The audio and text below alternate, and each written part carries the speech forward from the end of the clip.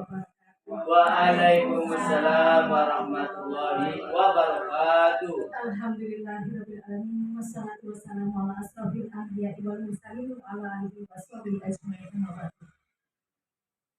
Puji syukur kami panjatkan pada Allah Subhanahu wa taala yang telah melimpahkan rahmat, nikmat, sehat sehingga pada kesempatan pagi hari ini kita dapat bersama-sama berkumpul dalam kegiatan diseminasi budaya positif CGP Angkatan 11 Ibu Komisi SPDSD di SD Negeri Deplo 02.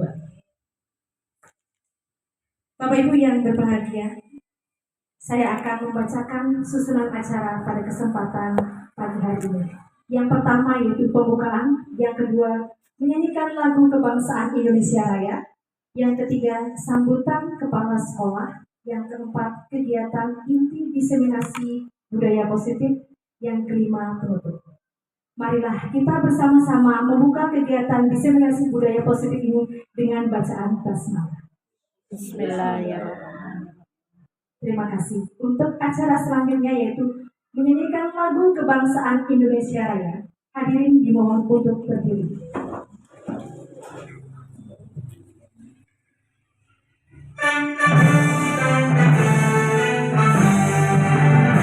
Indonesia tanah airku, tanah tumpah darahku, di sanalah aku berdiri, jadi batu biru. Indonesia kebangsaanku, bangsa dan tanah air, marilah kita berseru, Indonesia bersatu. Hiduplah tanahku, hiduplah negeriku, bangsaku, rakyatku semuanya. Bangunlah jiwanya, bangunlah badannya, untuk Indonesia Raya. Indonesia Raya, merdeka, merdeka, tanahku, negeriku yang kucinta. Indonesia Raya, merdeka, merdeka, hiduplah Indonesia Raya. Indonesia Raya, merdeka, merdeka, tanahku, negeriku yang kucinta. Indonesia Raya, merdeka, merdeka, hiduplah Indonesia Raya. Hadirin disilakan untuk duduk kembali. Untuk acara yang ketiga yaitu sambutan dari Bapak Kepala SMP Deplo 02 kepada Bapak Arif Kristianto SPDSD, kami persilakan. Assalamualaikum warahmatullahi wabarakatuh. Waalaikumsalam warahmatullahi wabarakatuh. Alhamdulillahirabbil alamin wa bihi nasta'in ala umuri wa ala alihi washabihi ajmain. Kepada Bapak Ibu Dewan Guru SD Deplo 02 yang saya hormati, alhamdulillah pada pagi hari ini kita bisa berkumpul bersama guna melakukan kegiatan diseminasi budaya positif yang akan disampaikan oleh salah satu dari Dewan Guru SD Deplo 2 yaitu Bu Kuningsih, di mana ini merupakan salah satu kegiatan yang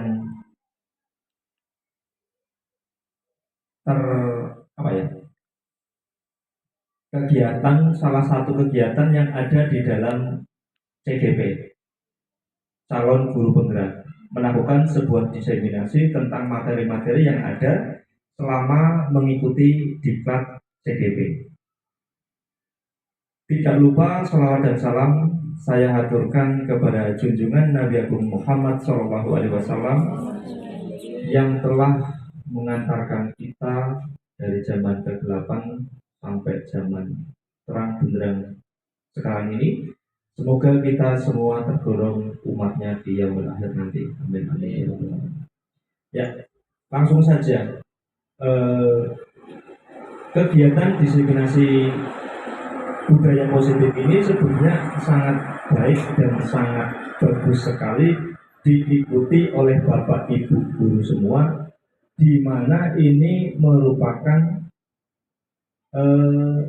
transfer ilmu antar guru, gitu ya. Jadi dari Bu Kuning sih selama CGP mendapatkan materi budaya positif ini ditransfer, diinformasikan lagi kepada teman-teman guru. Sebetulnya budaya positif ini pun dahulu sudah pernah kita laksanakan pada saat pembelajaran yang lalu, hanya istilahnya saja yang berganti. Semakin kesini dalam dunia pendidikan, istilah itu berganti terus, Bapak. Enggak kayak keren, kayak kurikulum digonta-ganti, istilahnya yang berganti, tetapi esensinya tetap sama. Ya, yang mana kita tahu, saat contoh senyum 5S, senyum, salam, sapa, itu juga contoh budaya positif.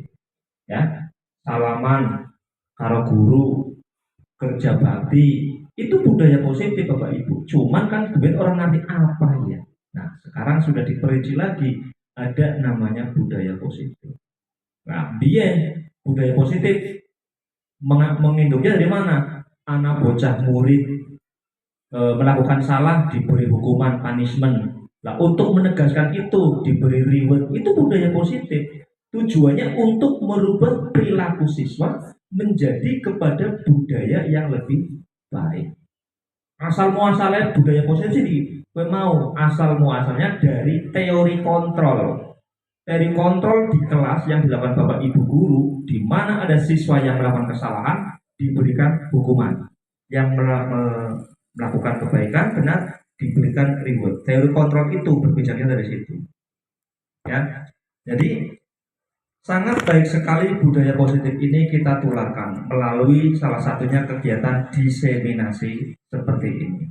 Yang tentunya kegiatan ini tentunya akan bisa memberikan dampak positif minimal pada kelas kita yang kita ajar, maksimalnya adalah pada SD 02 sehingga akan terbentuk sikap-sikap peserta didik kita yang memiliki akhlak yang baik.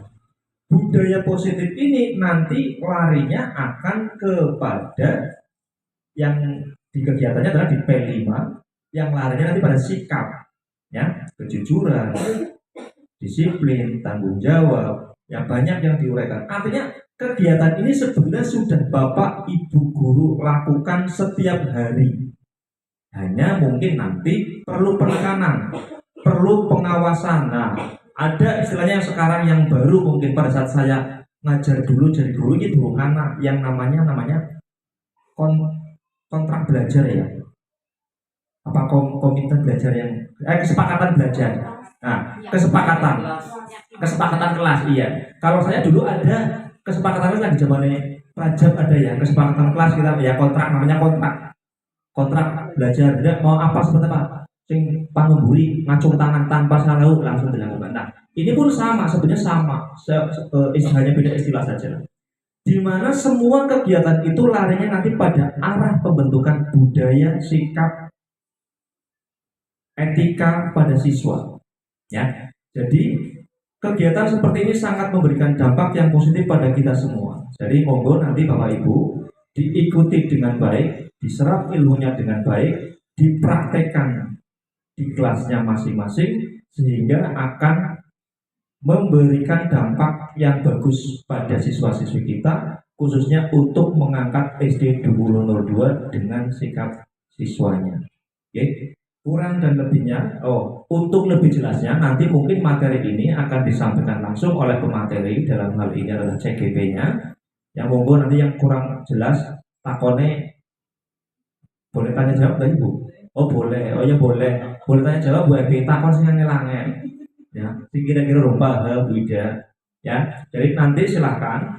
Ya, sifatnya dia adalah brainstorming, saling tukar pikir, sharing. Ya, jadi berbagi pengalaman. Seperti apa sih? Oh, kalau saya dapat di CGP seperti ini, monggo dipraktekkan yang belum pernah. Ya, jadi monggo nanti di materi akan disampaikan oleh Bu Kuningsih. Kita perhatikan baik-baik, kita simak dengan baik-baik, kita catat poin-poin pentingnya. Kurang dan lebihnya itu saja yang bisa saya sampaikan. Mohon maaf apabila ada kata-kata yang kurang berkenan. Wabillahi taufiq wal hidayah. Wassalamualaikum warahmatullahi wabarakatuh.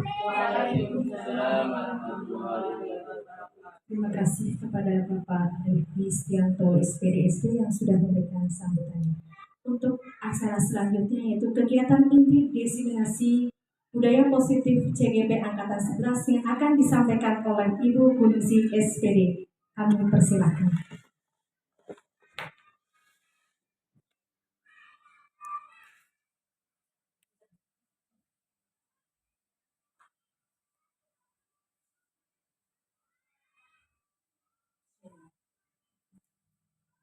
Bismillahirrahmanirrahim.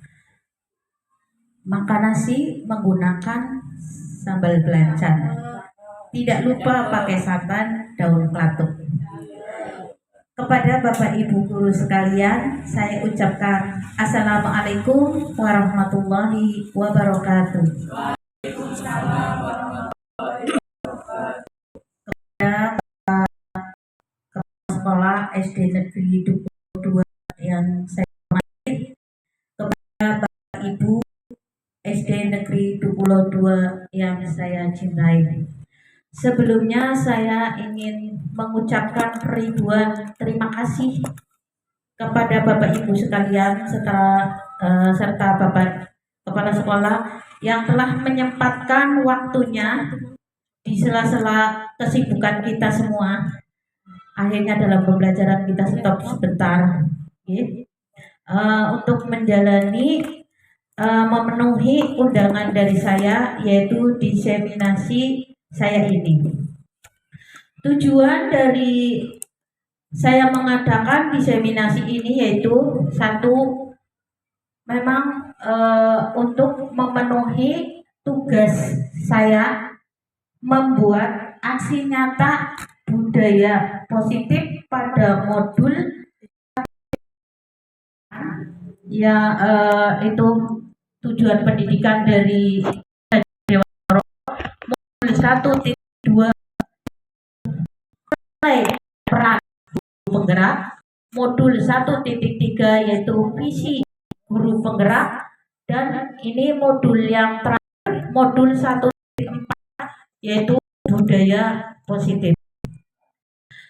Saya ingin hanya berbagi ilmu sedikit. Saya bukan merasa pintar, Pak. Saya ingin menyampaikan sedikit yang saya tahu. Saya percaya di sini sudah senior semua. Apalagi di sini ada yang kedua, mungkin ilmunya lebih dari saya. Alangkah baiknya kalau yang sudah saya dapatkan saya sampaikan sedikit, walaupun hanya ilmu saya masih cetek lah istilahnya seperti itu. Kalau saya sampaikan mungkin bisa bermanfaat. Terus saya mengadakan diseminasi ini, saya akan mengajak baik kepala sekolah, rekan-rekan guru semua itu berkolaborasi kerjasama untuk melaksanakan budaya positif yang ada di sekolah kita. Seperti yang dikatakan oleh Pak Kepala, kalau misalnya budaya positif hanya saya yang melaksanakan, mungkin ibaratnya itu tidak selesai. Nah, kalau misalnya budaya positif yang kita tekankan, yang kita terapkan bersama-sama dengan semua rekan guru dari kelas 1 sampai kelas 6, terus guru agamanya sampai guru PCOK, dari kepala sekolah dan lingkungan semuanya menerapkan, kemungkinan itu imbasnya nanti bisa kelihatan. Makanya saya di sini untuk kolaborasi dengan panjenengan semuanya untuk menerapkan budaya positif yang ada di sekolah kita untuk meningkatkan kualitas siswa-siswa kita di bidang sikap dan perilaku. Dan saya berdiri di sini bukan karena itu tadi saya katakan saya yang paling hebat, saya yang paling pintar, ya saya memang merasa masih kecil, ilmunya juga masih kurang banyak untuk menerapkan budaya-budaya positif, karena tahun ini saya memegang kelas yang begitu luar biasa. Tadi pagi sudah saya minta tolong sama Bapak Kepala Sekolah untuk menangani satu anak. Itu PR-nya saya untuk bagaimana saya bisa untuk menangani kelas yang luar biasa. Saya mohon izin Bapak Kepala Sekolah, saya tidak bisa untuk memaksimalkan tentang materi yang di kelas saya nanti. Saya ingin menekankan dulu pada sikap dan perilakunya dulu, Pak. Untuk materi saya tidak menjanjikan maksimal. Saya tekankan dulu pada akhlaknya dulu di kelas yang luar biasa ini. Di sini saya akan langsung saja diseminasi modul 1.4 budaya positif. Tugas saya yang pertama yaitu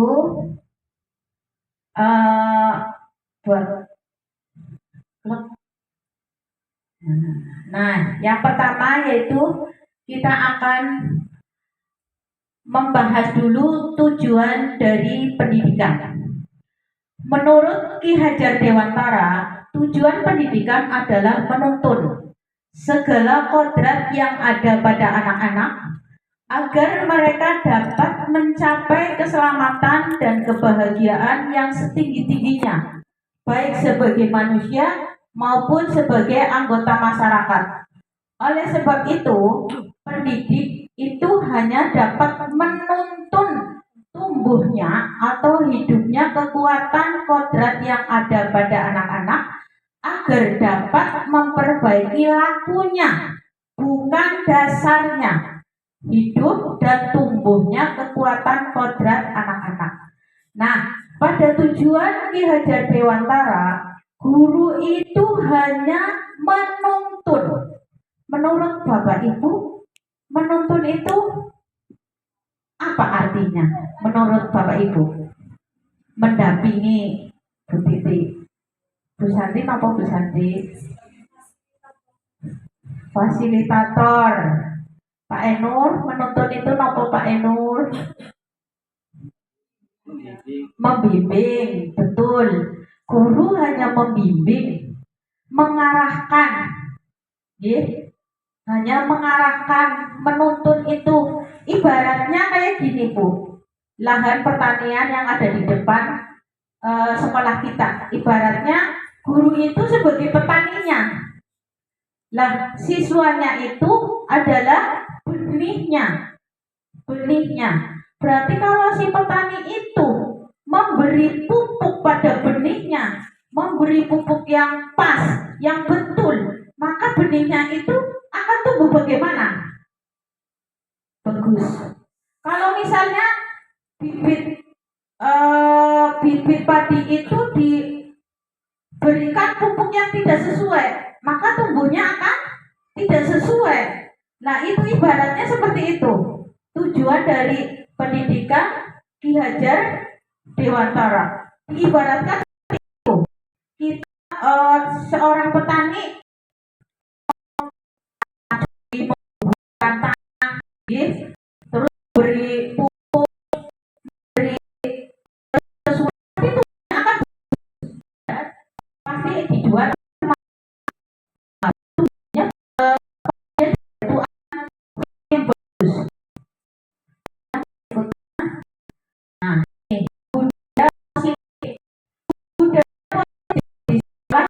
Nilai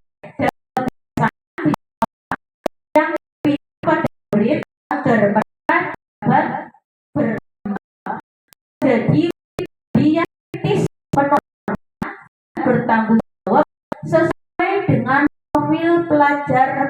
Pancasila. Pada nilai-nilai ini, nilai kebajikan budaya positif menurut panjenengan apa, Bu? Nilai-nilainya yang seperti tadi sudah disampaikan Bapak Kepala Sekolah. Ya, betul. Yang tadi sudah disampaikan Bapak Kepala Sekolah, kita sudah melaksanakan, Ibu. Sudah melaksanakan setiap pagi kita menyambut siswa untuk salaman, salim, sapa, terus budaya yang kita sudah laksanakan yaitu sebelum masuk ke kelas, baris di depan kelas, menyapa, assalamualaikum, selamat pagi Bu Guru. Itu merupakan sudah kita laksanakan di sekolah kita. Itu merupakan sudah budaya positif. Maka untuk budaya yang sudah baik akan kita tingkatkan kembali. Yang belum nanti kita perbaiki lagi.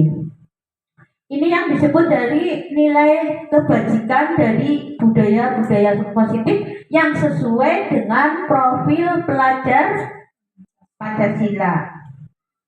Berikutnya yaitu, nah ini konsep utama budaya positif. Ini yang paling di modul 1.4 Bapak dan Ibu merasa berat sekali karena materinya banyak sekali. Yang pertama yaitu 1. Perubahan paradigma belajar, 2. Disiplin positif, 3. Kebutuhan dasar manusia, 4. Motivasi perilaku manusia, 5. Restitusi atau posisi kontrol guru, 6. Keyakinan kelas, 7. Segitiga restitusi. Saya pelajari pada modul 1.4 itu selama 2 minggu. Tapi nanti saya sampaikan poin-poinnya yang paling besar. Poin-poinnya saja. Berikutnya yaitu 1. Perubahan paradigma belajar. Dalam membangun budaya positif, sekolah dapat menyediakan lingkungan yang positif, aman, dan nyaman agar siswa mampu berpikir, bertindak, dan mencipta dengan merdeka, mandiri, dan bertanggung jawab.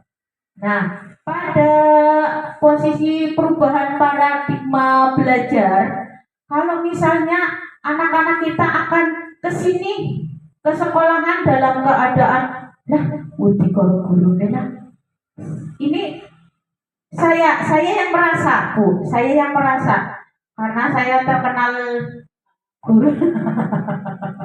Berarti siswanya yang kesini itu merasa tidak aman. Misalnya, ini saya memang harus introspeksi diri setelah menerima materi pada modul 1.4 ini. Soalnya siswa itu kalau mau ke sekolahan harus merasa senang. Oh, saya mau ketemu Pak Enur yang murah senyum, yang menyenangkan, kan kayak gitu. Harus ditekankan, saya ingin merasa anak-anak itu harus esok sekolah ya. Esok libur. Tapi kan pada kenyataannya setiap hari anak kesini pulangnya kapan, Bu? Nah, terasa itu kalau di situ berarti kan, berarti sekolahan kita kurang nyaman, kurang menyenangkan bagi anak-anak. Ini kita harus ada perubahan paradigma belajarnya. Terus disiplin sangat berkaitan dengan kontrol guru terhadap siswa. Nah, di sini kalau misalnya siswanya secara sendiri, di sini kan tadi ada kata Bapak ada reward kayak gitu ya Pak ya. Kayak aku nilainya pan dhuwur tapi ben oli hadiah dari Buida. Nah, itu sebenarnya menurut panjenengan itu benar apa salah? Karena tujuan anak itu pintar karena ingin mendapatkan reward. Menurut panjenengan bagaimana? Betul apa salah?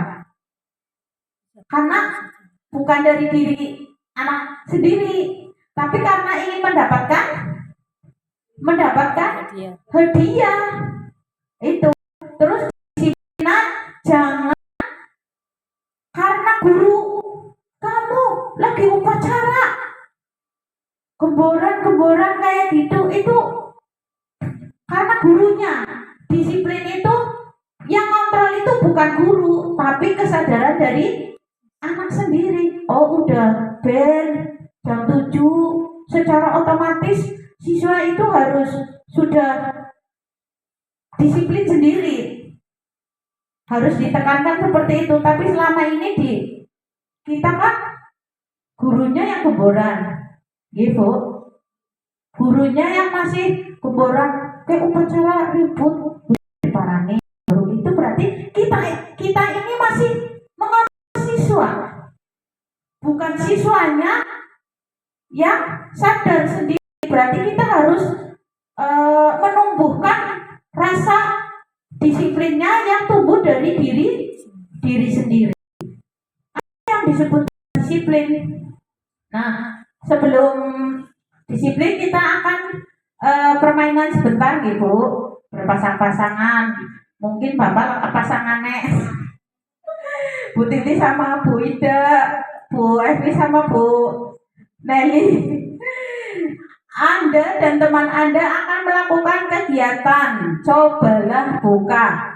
Anda sebagai A, tugas Anda adalah mengepalkan salah satu tangan. Monggo, salah satu tangan. Coba Anda bayangkan bahwa Anda menyimpan sesuatu yang sangat berharga dalam kepalan panjenengan semuanya. Ya, menjaga. Lah sekuat tenaga akan dikepalkan. Lah yang satu rekan Anda adalah si B, mencoba dengan segala cara untuk membuka kepalan tersebut. Silakan untuk membuka, boleh dengan membujuk, menghardik, mengintimidasi. Yang penting si A-nya ini bisa membuka dengan cara bagaimana, si B-nya itu bisa membuka ini. Tapi dalam genggaman panjenengan ini itu yang berharga orang pada dibuka. Nah, dicoba di sini biar orang pada ngantuk. Monggo silakan dicoba dulu. Bisa dengan cara mengintimidasi, memarahi, menggoda, menggelitik, boleh menggelitik, dibuka aja, dibuka. Ya boleh dicekal. Ini sesuatu yang berharga di genggaman panjenengan. Lagu santai silakan dibuka. Udah dibuka gitu. Silakan sama Bapak. Monggo silakan. Iya, dengan cara bagaimana panjenengan si B biar membuka kepalanya si A. Nah, dengan menggelitik, yang menghadap buka ke. Nah, kayak gitu. Ya, nah itu. Menurut panjenengan bagaimana dengan kejadian seperti ini? Nah itu. Tapi guru tidak boleh menghardik. Saya ingin mengontrol siswa ini dengan cara memarahi, mengintimidasi. Itu caranya. Orang ahli siswa sini membuka berarti tidak punya pendirian berarti. Tapi kalau yang tetap teguh, walaupun dimarahi, dikantem, tetap mengepalkan tangannya, itu berarti mempunyai komitmen itu. Maksudnya seperti itu, Bapak Ibu. Nah, di sini ada perubahan paradigma belajar. Perubahan paradigma teori kontrol, ilusi kontrol yang disebutkan oleh Dr. William Glasser. Yang pertama yaitu ilusi guru mengontrol murid. Nah, itu yang tadi Bu, yang tadi sudah dipraktekkan panjenengan. Guru itu mengontrol murid sebenarnya tidak boleh. Karena harus murid sendiri yang mempunyai kontrol pada diri sendiri. Terus ilusi bahwa semua penguatan positif, efektif, dan bermanfaat. Berarti ilusi kontrolnya yang pada siswa itu bisa mengeluarkan sifat positif dan bermanfaat bagi sekitarnya. Terus ilusi bahwa kritik dan membuat orang merasa bersalah dan dapat menguatkan karakter. Merasa bersalah misalnya siswa bocah kon nakal temen kon ora emak karo nek dari luruh duit dengan sampai keringat kepala jadi kaki menjadi kepala. Nah itu misalnya gurunya berbicara seperti itu berarti anaknya nanti akan merasa bersalah seperti itu. Terus ilusi bahwa orang dewasa memiliki hak untuk memaksa. Kayak tadi, Bapak Kepala Sekolah saya minta bantuan Bapak Kepala Sekolah untuk menangani si Al. Nah, Bapak sekolahnya tadi disuruh, ayo minta maaf. Padahal si Al-Fatihnya sama si Bima itu belum mau campur, belum mau, masih dalam keadaan emosi, tapi dipaksa untuk minta maaf. Nah ini berarti ilusi bahwa orang dewasa memiliki hak untuk memaksa itu tidak diperbolehkan. Untuk meminta maaf kepada temannya itu harus dengan kesadaran sendiri. Seperti itu, Bu. Ini yang saya dapatkan dari modul 1.4 gitu, Pak. Bukan saya yang paling pintar. Seperti itu. Terus berikutnya adalah disiplin positif. Apa makna disiplin? Menurut Bapak Ibu bagaimana? Apa itu disiplin? Titik. Tepat waktu. Tata aturan. Bapak no Bapak. Tata aturan ya. Disiplin. Untuk disiplin yaitu berasal dari bahasa Latin disiplina yang artinya belajar. Disiplin itu artinya belajar. Makna asal dari kata ini berkonotasi dengan disiplin diri dari murid-murid Sokrates dan Plato dulu. Disiplin diri membuat orang menggali potensinya menuju sebuah tujuan apa yang dia hargai. Namun dalam budaya kita, makna kata disiplin telah berubah menjadi sesuatu yang dilakukan seseorang pada orang lain untuk mendapatkan kepatuhan. Kecenderungan umum adalah menghubungkan kata disiplin dengan ketidaknyamanan, bukan dengan apa yang kita hargai atau pencapaian suatu tujuan mulia. Kalau kita anak-anak, yuk disiplin, ini itu. Kalau sekarang dari ini ya, Sokratanya itu kan menggambarkan bahwa kata disiplin itu kayaknya terasa misalnya gini. Panjenengan ke bank misalnya disuruh memakai masker, wajib. Panjenengan merasa nyaman apa tidak? Kurang ya Bu. Nah ini disiplin, berarti memaksakan. Berarti yang namanya disiplin itu belajar, bukan untuk memaksakan. Berarti di sini kita akan bersama-sama menerapkan bahwa disiplin itu belajar, bukan penekanan. Disiplin itu berarti bukan aturan, ya Pak. Berikutnya, disiplin adalah kemampuan memerintah diri sendiri dalam mengontrol dan menguasai diri untuk memilih tindakan yang mengacu pada nilai-nilai yang kita hargai dengan penuh tanggung jawab tanpa terperintah orang lain. Oke? Namanya belajar berarti kan tanpa terperintah orang lain. Nilai-nilai yang kita hargai adalah nilai kebajikan, sifat positif manusia yang merupakan tujuan mulia yang ingin dicapai setiap individunya, yaitu nilai-nilai dalam profil belajar Pancasila. Seperti yang sudah saya terapkan pada setiap sholat duhur, disuruh sholat duhur itu anak-anaknya yang namanya sholat pada cekikikan, lah saya tekankan diulang lagi, diulang. Saya salah karena apa? Dalam kedisiplinan itu ternyata belajar, bukan harus yuk ya bocah tertekan, merasa tidak nyaman. Itu ternyata saya salah. Bareng-bareng kita akan perbaiki seperti itu. Terus yang berikutnya yaitu yang ketiga, kebutuhan dasar manusia, yaitu realitas kebutuhan setiap orang berbeda. Kita harus berusaha memahami pandangan orang lain tentang dunia. Setiap orang memiliki gambaran yang berbeda. Di sini ada 4, yaitu cinta kasih atau yang diterima. Kita harus selalu memberikan cinta kasih kepada siswa-siswa kita. Terus kesenangan, di sini ada kesenangan. Misalnya pada siswa itu pada kesenangan yaitu memberikan tadi reward. Ya, sebenarnya reward itu masih salah, tapi masih dalam benar apa salahnya itu masih gonjang-ganjing ya. Pemberian reward karena bukan dari motivasi sendiri, tapi motivasi dari luar. Oh, saya akan mendapatkan ini karena sesuatu.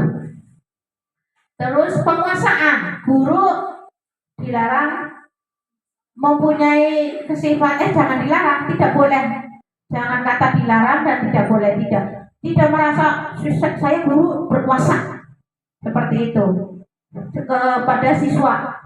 Terus yang berikutnya adalah kebebasan. Kebebasan di sini siswa adalah mengeluarkan pendapat, bebas belajar. Apa misalnya, matematika lagi bosan, belajar nyanyi beo. Nah, itu boleh. Kurikulum merdeka. Misalnya jadwal itu bisa disesuaikan dengan moodnya anak. Itu diberi kebebasan. Misalnya, Bu, jangan belajar hari ini, bermain, silakan, tidak apa-apa.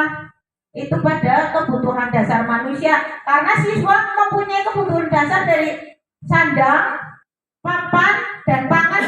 Kebutuhannya seperti itu, kebutuhan dasarnya. Terus berikutnya, contoh kasus Ibu Titi, guru kelas 6 di SD Negeri 22, sedang bingung menghadapi ulang salah satu murid di kelas bernama Al-Fatih. Beberapa anak telah datang dan mengeluhkan Al-Fatih yang seringkali meminta bekal makan siang mereka dengan paksa.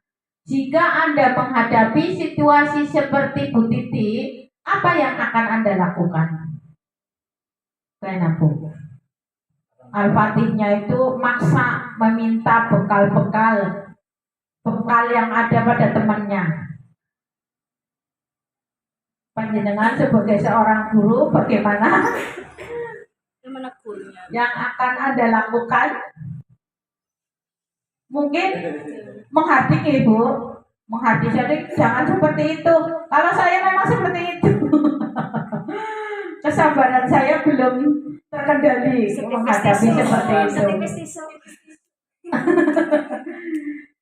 Mungkin Anda bisa Bu ya, memarahi si Al-Fatih ini.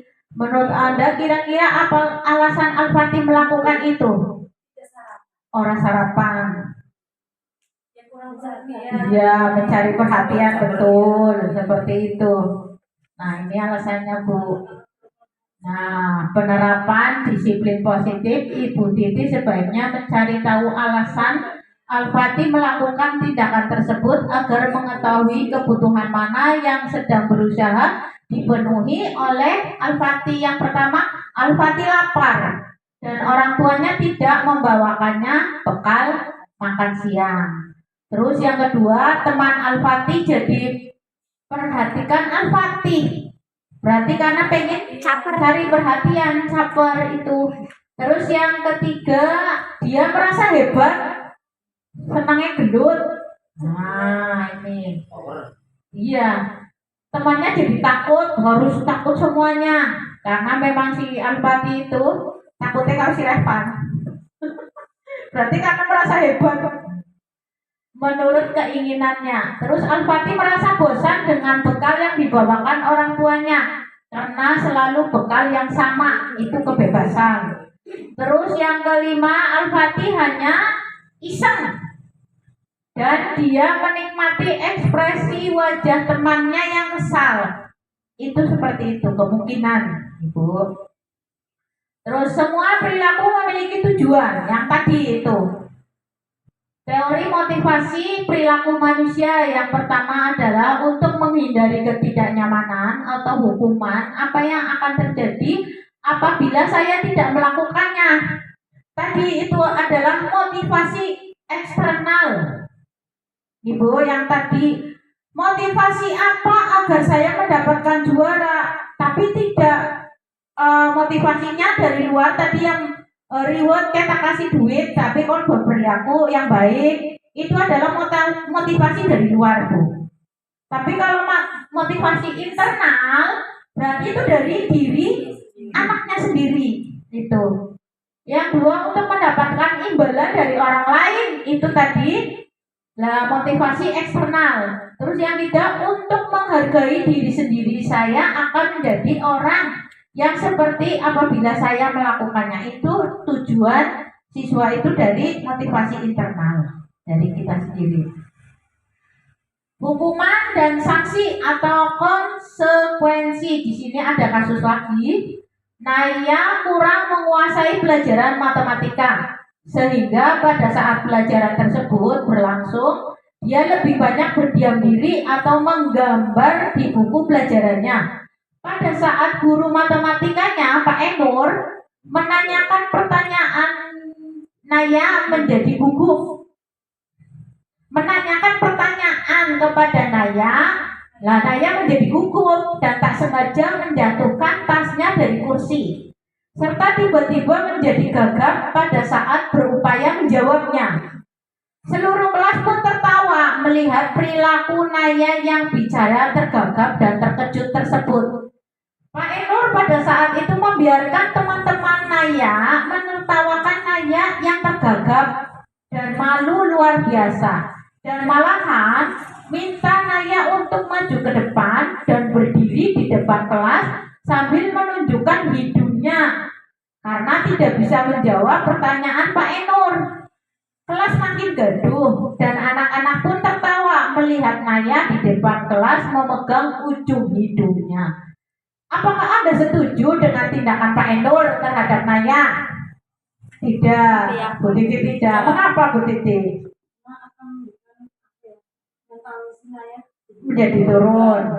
Menurut Pak Enur, setuju apa tidak? Tidak. Terus menurut Anda tindakan Pak Enur terhadap Naya adalah sebuah hukuman atau konsekuensi? Menurut panjenengan, hukuman atau konsekuensi? Hukuman atau konsekuensi? Kita lihat ya, Bu. Nah ini hukuman dan konsekuensi. Oh, jelas. Hukuman atau konsekuensi itu merupakan hukuman itu merupakan identitas yang gagal, Bu. Identitas yang gagal karena kita tidak boleh memberi hukuman kepada anak. Merupakan hukuman atau konsekuensi? Hukuman. Terus memberi coretan dibuat dinya dibuatnya jenis. Hukuman bukan konsekuensi. Push up 15 kali karena tidak menggunakan sekolah. Nah, ganti kertas yang telah dicoret-coret. Menjemur, menjemur lapangan basket pukul 12 siang ngobrol dengan teman. Hukuman. Diminta bertelanjang kaki sepanjang hari karena tidak menggunakan sepatu wanita sesuai peraturan sekolah. Hukuman atau konsekuensi? Hukuman. Berdiri di depan kelas sambil mengangkat kaki satu karena tidak bisa menjawab pertanyaan. Hukuman. Jawabannya Ibu. Nah, ini hukuman dan konsekuensinya. Berarti kalau hukuman itu berarti ya itu konsekuensinya itu berarti apa ada yang dia lakukan ini. Ada tanggung jawabnya. Terus berikutnya adalah pernyataan posisi kontrol guru. Di sini adalah saya kecewa sekali dengan kamu. Ini adalah siapa yang membuat orang yang merasa bersalah. Di sini kecewa sekali berarti tidak boleh membuat orang siswa merasa bersalah. Kamu tidak pernah benar melakukannya. Itu kita sebagai penghukum. Terus ayo lakukan demi ibu atau bapak, itu sebagai teman. Kita sebagai teman. Posisi kontrol guru ini ada 6 ya? 5 ini ya. Pertama penghukum, kedua adalah membuat orang merasa bersalah, yang ketiga teman, keempat pemantau, kelima adalah manajer. Yang kita penghukum atau membuat orang merasa bersalah itu berarti kita menjadi seorang guru yang gagal. Kalau kita sebagai penghukum atau pembuat orang siswanya itu merasa bersalah. Seperti yang tadi apa? Saya kecewa sekali dengan kamu, dengan kata-kata itu berarti kita merasa anaknya itu merasa bersalah. Berarti nanti berbuat lagi seperti itu.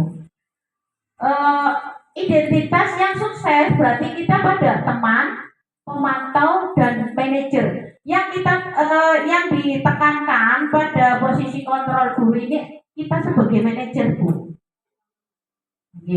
Terus yang apakah kamu mendapatkan stiker bintang hari ini? Kita itu berarti pada posisi pemantau. Bagaimana kamu bisa menyelesaikan masalah ini? Nah ini yang kita tekankan, guru bisa menjadi seorang manajer terhadap siswanya. Ini sebagai manajer.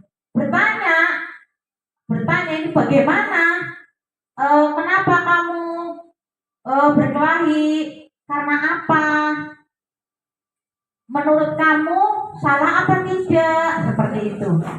Terus kamu selalu yang paling terakhir, paling bisa. Nah itu sebagai penghukum. Terus berikutnya ini Bu, posisi restitusi, posisi kontrol dulu yang tadi sudah saya paparkan tadi, penghukum, pembuat merasa bersalah, teman, pemantau dan manajer.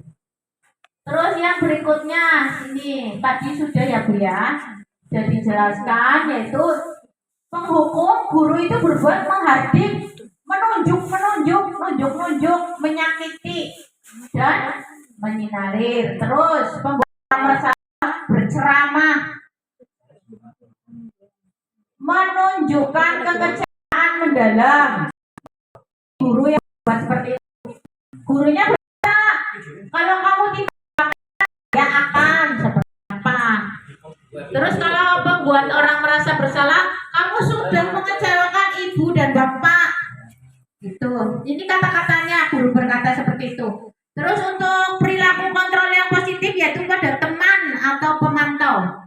Membuat alasan guru membuatkan alasan-alasan untuk murid-muridnya. Misalnya lakukan untuk bapak ibu kamu.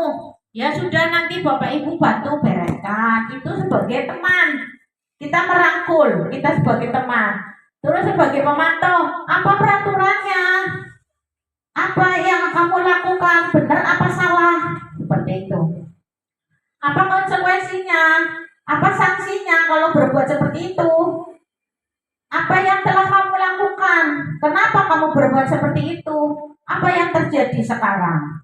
Itu kalau guru yang berkata itu berarti sebagai pemantau. Terus sebagai manajer ini adalah kontrol diri sebagai ini yang ditekankan guru bisa sebagai manajer mengajukan pertanyaan-pertanyaan sebelum menghukum ya. Biasanya kita kan langsung gelut, nah seperti langsung keliling kayak songana orang nganggo topi, orang nganggo dasi. Terus apa yang kita yakini? Apakah kamu meyakini hal tersebut? Kalau kamu meyakini, kamu kan kamu kah memperbaiki? Kalau kamu memperbaiki, jadi kira-kira hal tersebut akan menggambarkan apa tentang dirimu? Hasilnya kalau kita sebagai penghukum akan memberontak. Siswanya akan menjadi pemberontak, pendendam, menyalahkan orang lain. Kalau kita dalam posisi sebagai penghukum, tapi kalau kita sebagai pembuat orang merasa bersalah, berarti siswa kita akan menyembunyikan, pasti berbohong, akan berbohong dan mengulangi kembali. Kalau kita sebagai teman, siswanya akan ketergantungan. Seperti yang kita sebagai teman, ternyata siswanya tambah kurang ajar kepada kita. Berarti kita harus tarik ulur. Terus sebagai pemantau menyesuaikan bila diawasi. Hasilnya akan seperti itu. Terus kalau sebagai manajer itu justru bagus ini kalau kita sebagai manajer akan menguatkan karakter atau wataknya siswa. Untuk berikutnya yaitu ada kasus lagi, kasus 1. Pada hari Senin, Bu Ida tidak masuk sekolah. Bu Ida merupakan guru kelas 6. Saat itu Bu Santi menggantikan Bu Ida. Bu Santi baru 1 tahun menjadi guru SD. Beberapa murid perempuan, Caca dan Alia, mengetahui hal ini dan mulai menggunakan kesempatan dan bersikap seenaknya, tertawa dan tidak mengindahkan kehadiran Bu Santi. Bu Santi mencoba menyapa Caca dan Alia dengan ramah sambil mengingatkan untuk tetap fokus pada tugasnya. Ayolah, tugasnya dikerjakan. Nanti ibu ditegur Bapak Kepala Sekolah kalau kalian tidak mengerjakan tugas. Tolong bantu ibu ya. Namun Caca dan Alia malah jadi tertawa. Ah ibu, santai aja bu. Mereka tetap tidak mengerjakan tugas dan malah tetap ngobrol. Menurut panjenengan semua, pada posisi Bu Santi, hilang. Mati Bu Santi.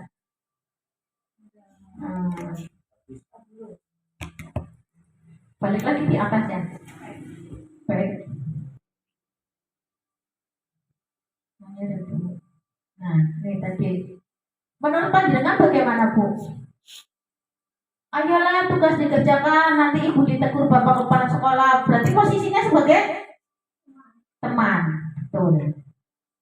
Terus kasus yang kedua, Anto dan Dino sedang bermain bersama di lapangan basket dan tiba-tiba terlibat dalam sebuah pertengkaran adu mulut. Dino pun menjadi emosi dan mengadakan kontak fisik, menarik kemeja Anto dengan kasar sampai 3 kancingnya terlepas. Pada saat itu, ibu guru piket langsung melerai mereka dan membawa mereka ke ruang kepala sekolah. Ibu Suti sebagai kepala sekolah berupaya menenangkan keduanya, terutama Dino. Dino, sepertinya kamu saat ini sedang marah sekali. Mendengar itu, Dino pun mengalir bercerita tentang kekesalan hatinya. Ibu Suti pun melanjutkan bahwa membuat kesalahan adalah hal yang manusiawi dan bahwa mempertanyakan diri adalah hal yang paling penting. Namun meminta Dino memikirkan cara lain yang mungkin lebih efektif. Karena saat ini Dino berada di ruang kepala sekolah. Ibu Suti melanjutkan bertanya tentang keyakinan sekolah yang disepakati, serta apakah Dino bersedia memperbaiki kesalahan yang telah dilakukan terhadap Anto. Dino pun akhirnya berlahan mengangguk Kemudian Ibu Suti balik bertanya kepada aku, hal apa bisa dilakukan Dino untuk memperbaiki masalah ini? Anto menjawab, saya perlu kancing saya diperbaiki, Bu. Nah ini berarti Ibu Sutinya bertanya dulu sebelum menjadi seorang penghukum atau membuat rasa bersalah. Saya perlu kancing saya diperbaiki, Bu. Ibu saya akan sangat marah kalau melihat kancing baju saya sampai copot 3 kancing begini. Ibu Suti pun kembali bertanya ke Dino, apakah yang akan dia lakukan untuk menggantikan 3 kancing atau yang terlepas? Berarti bertanya dulu penyebabnya. Nah ini berarti, nah Dino berpikir sejenak, namun menjawab, wah tidak tahu, Bu, saya lem kembali mungkin ya, Bu. Ibu Suti berpikir sebentar dan menanggapi, kalau dilem akan mudah terlepas kembali, Dino. Bagaimana? Nah ini, bagaimana kalau kamu menjahitkan saja? Bersediakah kamu? Dino tampak ragu-ragu dan menanggapi, menjahit? Mana saya tahu bagaimana menjahit, Bu. Ibu Suti meneruskan, apakah kamu bersedia belajar menjahit? Berarti mencarikan solusi ya, Bu ya. Dino berpikir sejenak, memandang ke meja Anto dan menanggapi, yang mengajari saya siapa, Bu? Dengan cepat Ibu Suti menjawab, Pak Irfan, guru tata busana. Dino kembali diam sejenak, memandang ke meja Anto yang tanpa kancing. Akhirnya Dino mengangguk, tanda menyetujui, dan sepanjang siang itu Dino belajar menjahit dan memperbaiki kemeja Anto. Terakhir kali terlihat kedua anak laki-laki tersebut, Dino dan Anto, pada jam pulang sekolah. Mereka sudah bercengkrama dan bersendau burung kembali. Berarti kalau dalam posisi apa ini, Bu? Manajer. Itu berarti mencarikan penyebabnya apa, bagaimana solusinya dalam mengatasi permasalahan siswa. Terus yang keenam, keyakinan kelas.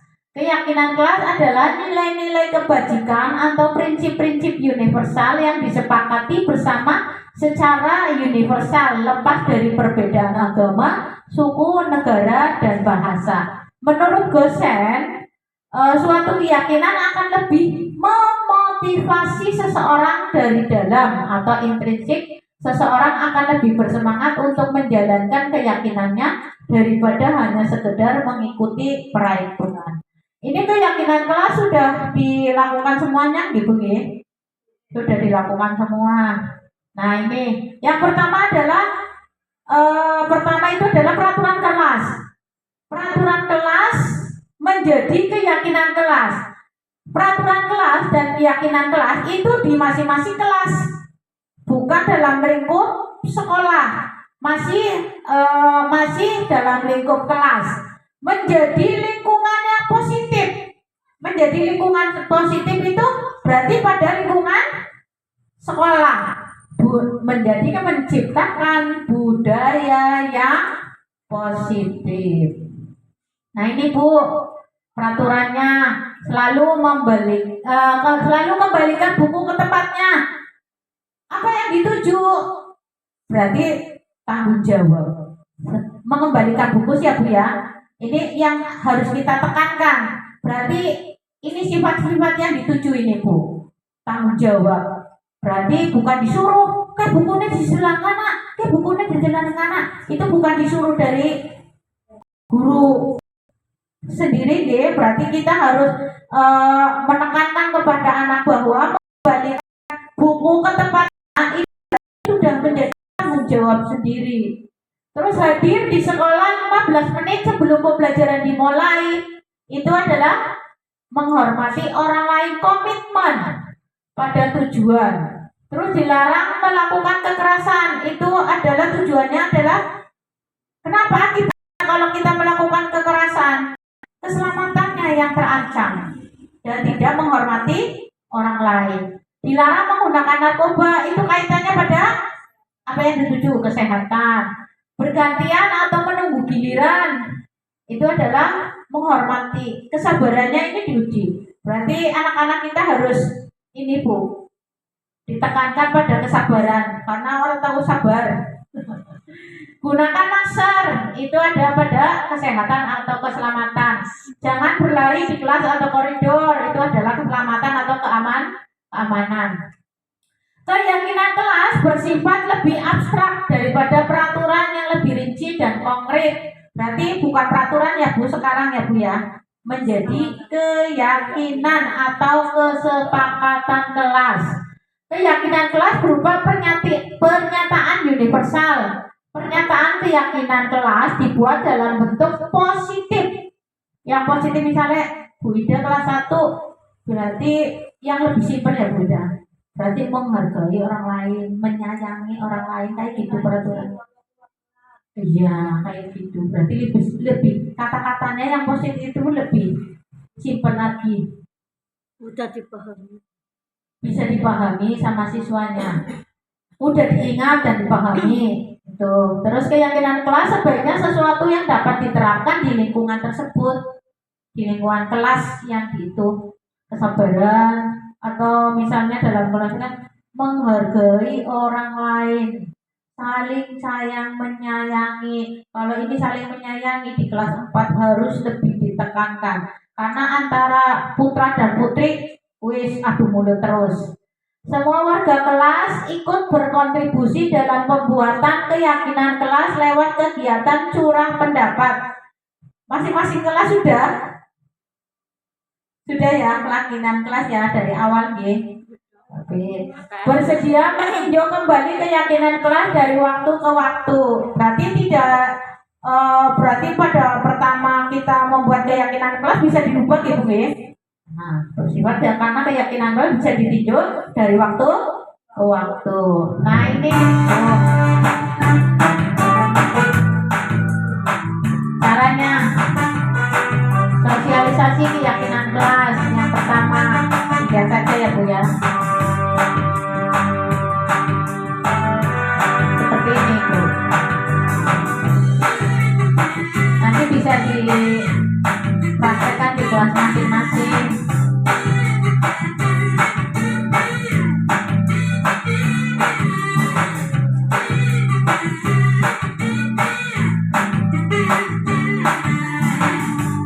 Saya rasa itu semuanya sudah bisa mempraktekkan. Ini hanya untuk itu ya Bu ya, penambahan saja.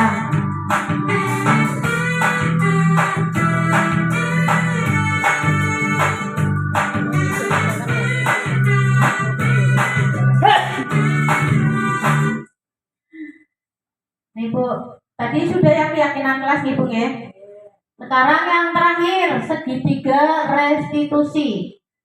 Segitiga restitusi yaitu proses menciptakan kondisi bagi murid untuk memperbaiki kesalahan mereka sehingga mereka bisa kembali pada kelompok mereka dengan karakter yang lebih kuat melalui restitusi. Guru membantu murid menjadi lebih memiliki tujuan, disiplin positif, serta memulihkan dirinya setelah berbuat salah. Untuk jujur pada diri sendiri dan mengevaluasi dampak kesalahan yang dilakukan, memberikan penawaran bukan paksaan. Oke, jangan dipaksa. Terus, nih segitiga restitusi. Yang pertama adalah menstabilkan identitas Bu. Dalam menerapkan restitusi di sekolah atau di kelas ya panjenengan, yang pertama adalah menstabilkan identitas. Yang pertama, setiap orang pasti pernah melakukan kesalahan. Misalnya kayak kemarin waktu saya menghadapi si Fikri terlambat sekolah, saya tidak, kenapa kamu terlambat? Bagaimana bisa kamu terlambat sekolah?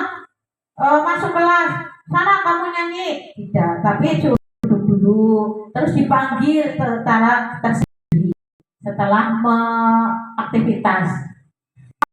Bukan satu-satunya yang pernah melakukan hal ini, itu ditanya seperti itu. Bu Guru juga pernah terlambat karena ini seperti itu. Menstabilkan identitas, iya. Pasti semua.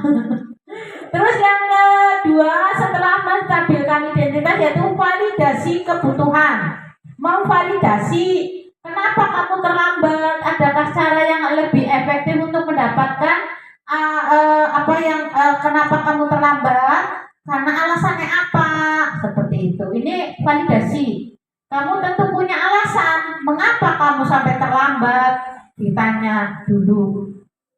Setelah tahu, kita menanyakan keyakinan. Kamu terlambat itu merupakan salah apa tidak? Menurut kamu salah apa tidak? Kalau kamu berkelahi, menurut kamu salah apa tidak? Kalau begitu, kamu yakin apa tidak itu? Kalau kamu berbuat seperti itu, kamu ingin menjadi orang yang seperti apa? Itu menanyakan keyakinan pada siswa bahwa perbuatannya kamu itu benar apa salah. Bukan, oh salah, karena berbuat seperti itu salah, bukan gurunya, tapi si anaknya ya, biar si anaknya menyadari kesalahannya sendiri. Nih Bu, menstabilkan identitas. Berbuat salah itu tidak apa-apa. Nah itu, tidak ada manusia yang sempurna dengan kata-kata yang seperti ini Bu, dalam menstabilkan identitas siswa yang berbuat kesalahan. Saya juga pernah melakukan kesalahan seperti itu. Kita bisa menyelesaikan ini. Bapak Ibu tidak tertarik mencari siapa yang salah, tapi Bapak Ibu ingin mencari solusi dari permasalahan ini. Kamu berhak merasa seperti itu. Ini dalam menstabilkan identitas. Terus yang kedua, validasi tindakan yang salah. Kamu pasti punya alasan mengapa kamu melakukan hal seperti itu. Kamu patut bangga pada dirimu sendiri karena kamu telah melindungi sesuatu yang penting buat kamu. Terus menanyakan keyakinan. Apa yang kita percaya sebagai kelas atau keluarga? Di kelas ya Bu ya. Apa nilai-nilai umum yang telah kita sepakati? Berarti tadi yang keyakinan. Apa yang kita kelas yang ideal? Kamu mau jadi orang yang seperti apa? Ini dalam menanyakan keyakinan. Ini contohnya ya Bu.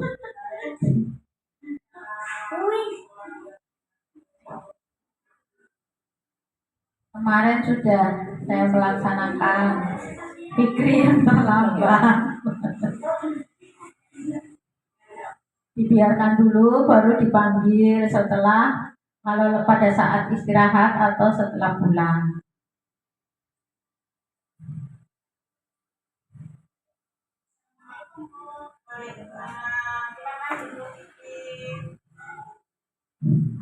Ini tahu nggak?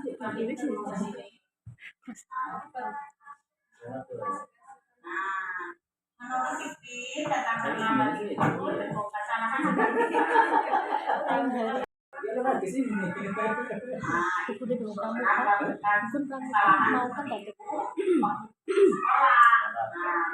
kita akan menyelesaikan bersama masalah ini ya.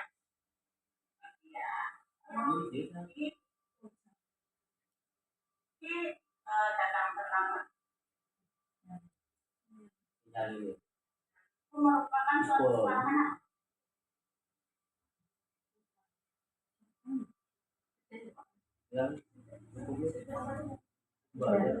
Terima kasih. Itulah yang bisa saya sampaikan, sedikit ilmu saya setelah mempelajari tentang budaya positif pada modul 1.4. Yang terakhir saya ucapkan banyak terima kasih atas waktunya panjenengan untuk mengikuti diseminasi ini. Mudah-mudahan apa yang saya sampaikan bermanfaat bagi kita semua gitu. Oke, mari kita terapkan budaya positif untuk meningkatkan kualitas akhlak dan perilaku siswa-siswi kita. Ibu, kami akhiri. Mungkin ada yang bertanya? Tidak ya Bu ya? Iya.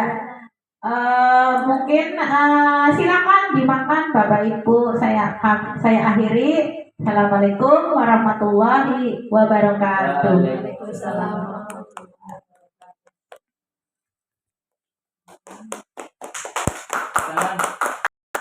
Terima kasih kepada Ibu Ningsi yang sudah memaparkan bagaimana pentingnya penerapan budaya positif di sekolahan kita. Demikian yang bisa disampaikan saya selaku pembawa acara. Mohon maaf apabila ada kesalahan. Wabillahi taufiq wal hidayah. Wassalamualaikum warahmatullahi wabarakatuh. Waalaikumsalam warahmatullahi